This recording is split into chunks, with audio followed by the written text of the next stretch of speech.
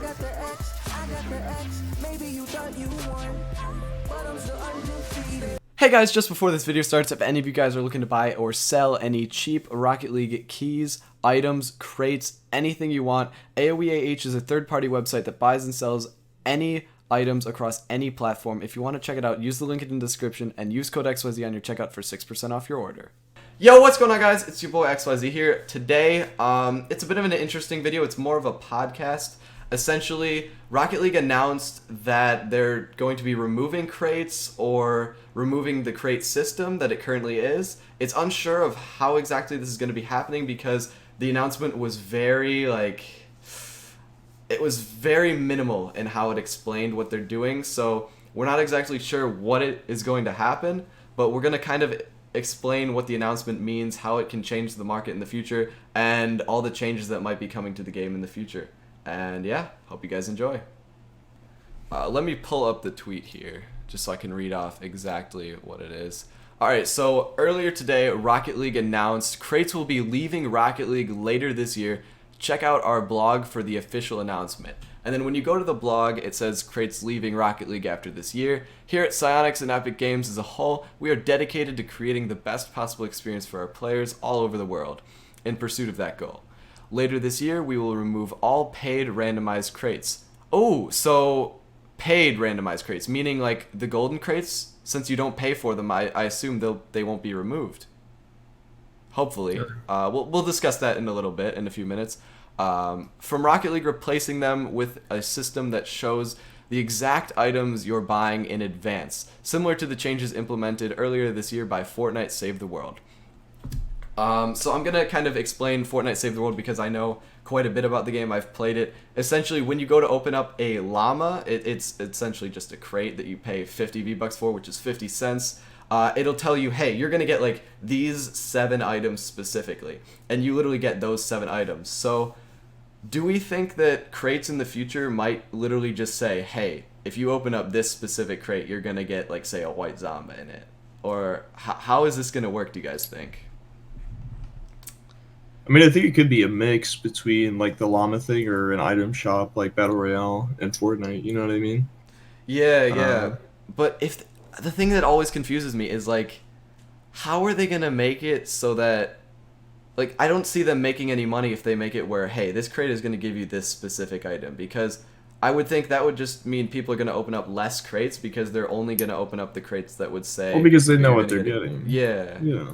Yeah, so I don't think they're gonna make it so that the crates would say, hey, you're going to get this specific item, even though that's what the Fortnite Save the World system is, because people would only open up the crates that would give them, like, say, painted imports, exotics, and black markets, obviously, because no one wants the rares and very rares, so people wouldn't really open up a ton of crates anymore. So I feel like they wouldn't use that system because that would just be Psyonix making less money off of the crate system. Yeah, how do you guys think they might do this in the future? XY, thank you for having us. Actually, you know, I think it could be like what Mr. Guy said. There's probably a compromise somewhere. I mean, they're going to want to have some element or variable that's randomized or not set in stone from the get-go, I would think. Is it maybe color or certain combinations or things where you're still looking to get some kind of RNG layer there, but I think it remains to be seen. The notation you mentioned earlier may indicate that they're going to go one way, but you know, I think it's just too early to say, honestly. Yeah, their tweet and announcement was very vague, and like it just didn't say really at all what they were gonna do, which leaves a lot of people like myself. I was very scared when I saw this tweet because I know like the entire crate system, trade up system is a lot of my job here on YouTube. So I wasn't sure what to think, especially with them leaving a lot of open holes in their announcement. So it just makes me more nervous than if they had probably been more specific, so I would have known how to plan for the future.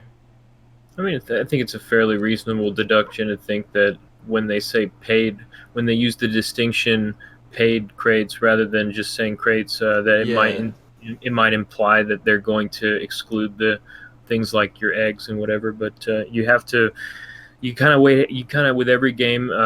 We talked about it before the podcast with Diablo and some of the others, where the developers sometimes things spiral out of control. Sometimes they're trying to have more control, and things happen where they either have to set the market their own way and make things account bound, or reduce the variance and reduce the gambling aspect. And that's certainly what we're seeing across all the video games. And I just don't know if there's going to be that happy medium between what we see from Fortnite stuff and Save the World and what we see today in Rocket League, or if it's just going to be more of an extreme change. Well, I mean, here's the thing too. Like, they're obviously not afraid to make major changes to the game, as we've seen. So I think the fact that they made it vague could mean that they're just sort of seeing how the community is going to react to it and, adjust from there.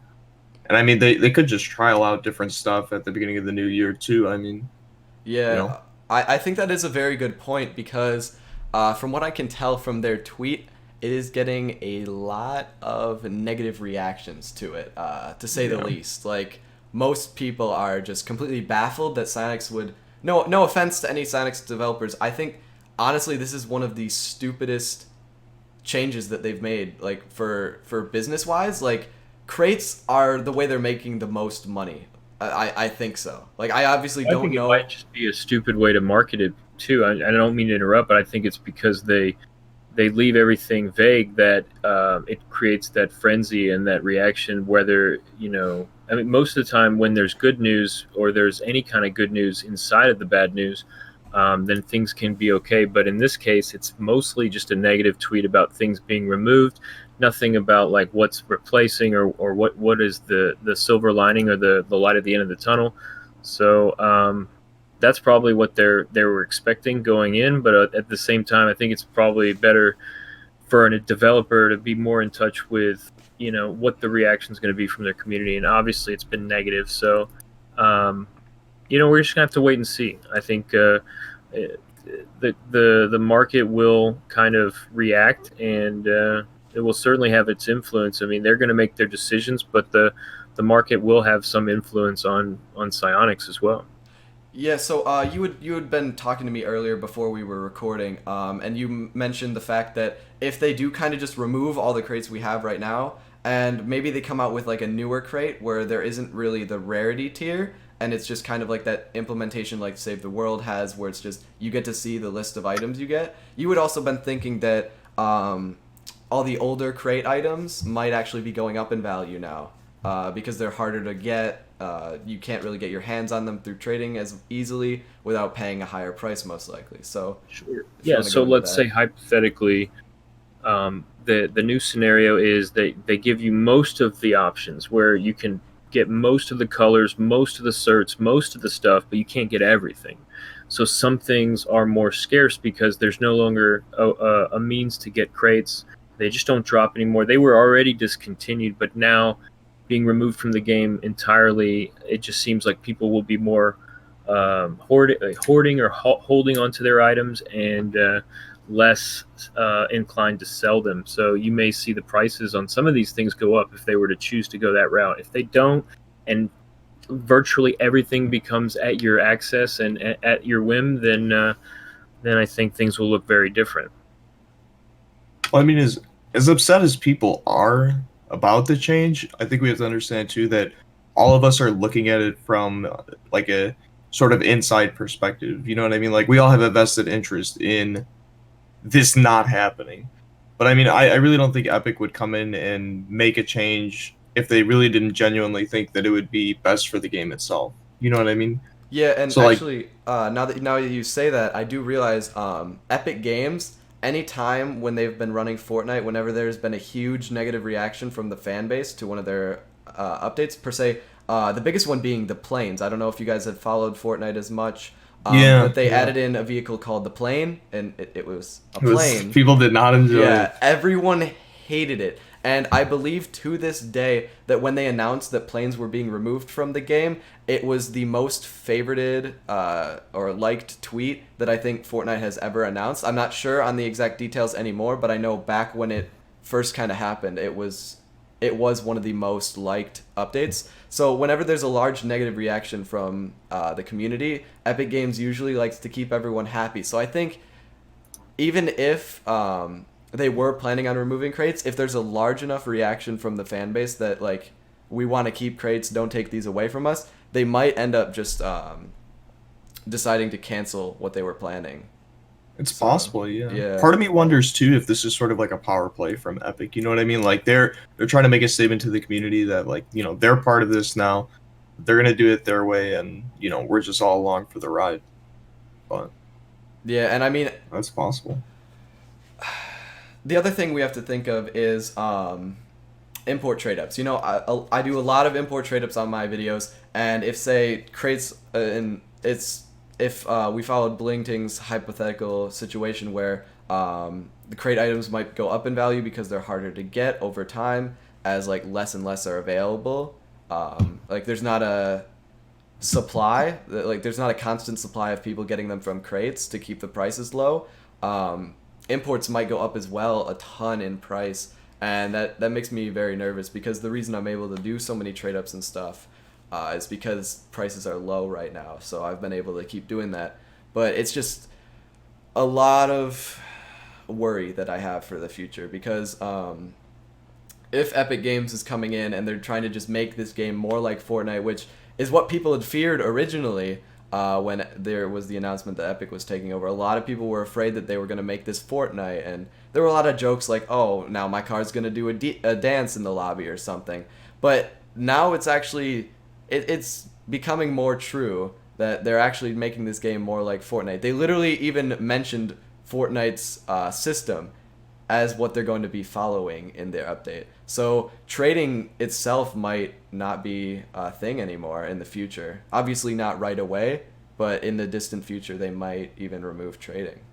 If they're willing to make changes like this, you know, who's to say they won't remove trading? But I mean, hopefully if they see the negative feedback that everybody's probably going to give them, then, you know, we'll be okay. But we were talking about keys too before we started recording, and just sort of what would happen with them.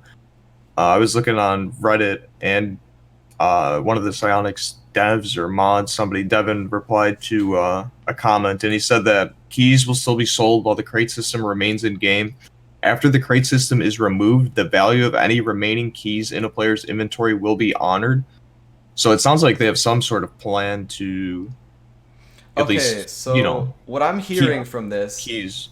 I'm thinking one of two things. So either one, they're going to leave keys in and essentially make it so like if say they removed crates entirely and then it was just in the item shop, like say, oh, maybe every day in the esports shop they might just make it a daily item shop where they'll just have say you can open up these certain crates and like there'll be a limited amount that you can like spend your keys on, I guess, to open. That might be one possibility. The other possibility might be that they just make it keys are able to be converted into like the esports shop coins or whatever, so you can buy items as you please, just to kind of maintain that value or whatever in game without necessarily like having to give you all your money back or that's a far more likely scenario, I think. Yeah. And I think it could be maybe better, assuming keys are still tradable, it could be better for key prices, because I can't really see them, you know, valuing the keys at, you know, 50, 60 cents, whatever they're going for at the time. Yeah. I feel like they'd most likely be valued at just $1 a piece, whatever they sell them for. Yeah, so You know what I mean? to those of you guys that, I mean, most of you guys probably know, but it is against terms of service, so I don't recommend people go off and just start selling their keys for PayPal. But a lot of people do in the trading scene sell their keys, buy keys for PayPal. And right now on the PC market, they're going for about, I'd say, 55 cents each, a little bit less even, maybe. Yeah. I'd say that's accurate. Which, if keys aren't able to be sold in the future, over time as people are spending them on crates, there's going to be less and less keys in the game. So the demand for them might increase because the supply will be slowly decreasing. So the key prices might go up for the people that do sell them via trading, etc. But yeah, I kind of wanted to back you up there. That they might go up in value. Spot on, and I think it's important to note that they have a premium model that they've implemented. I don't know how many years or how long it's been around, this Rocket Pass thing. They are generating money and they are trying to find ways to capitalize on those and to them, it's a matter of a balancing act. I think, for we always have to think about it from their perspective in terms of how they can how they might want to make the most money, or how their approach might be. So. Oh, and actually, I just realized we were discussing a little bit ago how keys might be spent in the future. You just mentioned the Rocket Pass. I've completely forgot about the fact that you can buy tiers things, with tons things of would keys. likely Yeah. be converted, right? Yeah, Yeah. they would just start converting things, and if that's their goal to get rid of keys, they could probably easily do it just the same, just that way. Yeah. Well, I had thought too that like possibly it's kind of weird, but I mean, if they're not using like an esport or like another currency coin for the item shop, maybe they would allow keys that are already in circulation to be used in the shop, and then after a certain date they wouldn't be tradable again because there's basically no use for them if there's no crates. So that's another thing that could happen. But It's possible too. Yeah, great point. I hope it's not like my favorite game, which is Diablo 3, where they ruined that, huh? well, they had a thriving in-game economy where people used an auction house to trade their goods, trade their gear sets and their items, and eventually, because of some technical issues where people were able to duplicate the gold and transfer that to real money and sort of just creating money out of thin air, some of their legal ramifications and things like that, they decided to cut bait, and what followed was the whole game changed and everything became account bound. And I'll never forget that, because in gaming, we're starting to see some of the bigger games disable trading until further notice. And after seeing that with Blizzard and Diablo, you can never count that out as a potentiality. I mean, not even just Blizzard and Diablo, but you look at PUBG and Yep. Counter-Strike, and Fortnite. it's not really out of the realm of possibility. It could happen. It's possible. It's not something we want to think would be the optimal scenario, but they're going to try to get control, and that's what we're seeing with the microtransactions and with them sort of countering these gambling sites as well. That's what a large part of this has been about, is kind of taking control of the revenue and giving more incentives for people to pay psionics and not anybody else. Rocket League is one of the few major games I think out there that still has trading implemented. Like I haven't seen any other major games other than CS:GO, but that's through the Steam marketplace, not actually in game for CS:GO trading. Yeah. But Rocket League is one of the few out there left. So this might be one of the last games that has trading as implemented. It's kind of scary to think about, to be honest. Yeah. I mean, they all happened at once too. H1Z1, PUBG. Yeah, I'm kind of spoiled. One of my first games, Rocket League was the second video game that I actually played a lot and took the game seriously. And I essentially grew up on trading on Rocket League throughout my teenage years, throughout middle school into high school. And it's just kind of scary that I might not get this kind of experience in the future. If a lot of these games are moving towards anti-trading and just microtransactions only, kind of. Well, if there's one thing we know about the Rocket League community, people are pretty vocal.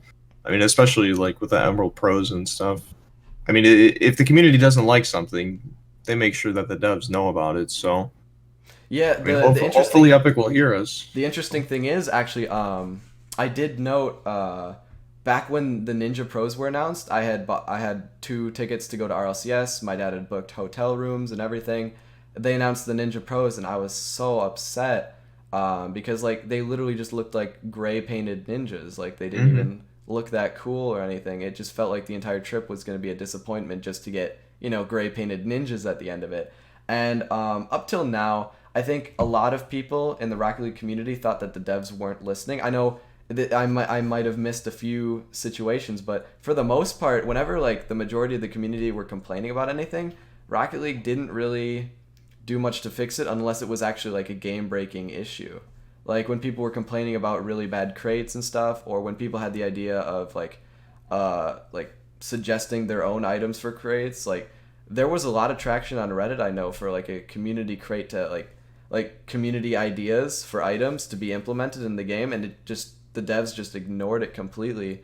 And up till the Ninja Pros, there wasn't any large situations where people were complaining, and Psyonix actually listened to the community. And that was just after Epic Games had kind of bought Psyonix or whatever. So They do listen. I thought it was nice that now they're actually kind of listening to our feedback a Yeah. lot more than it seems they were in the past.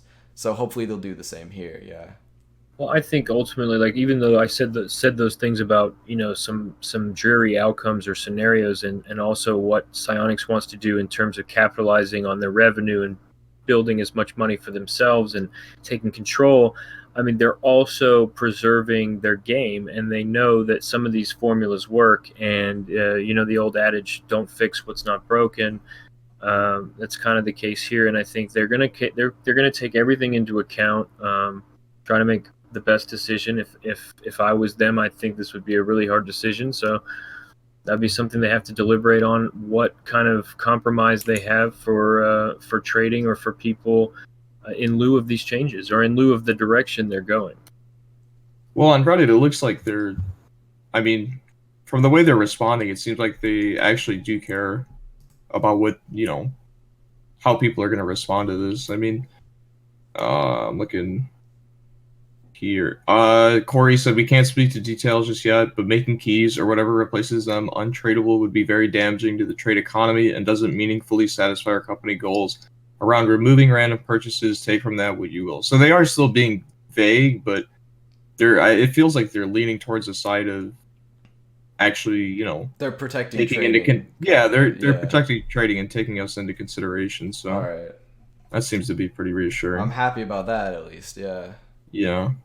And also, crates that are still in your inventory when the change comes, apparently they're going to be replaced by just something else, but we don't know what yet. A usable alternative, they're calling it.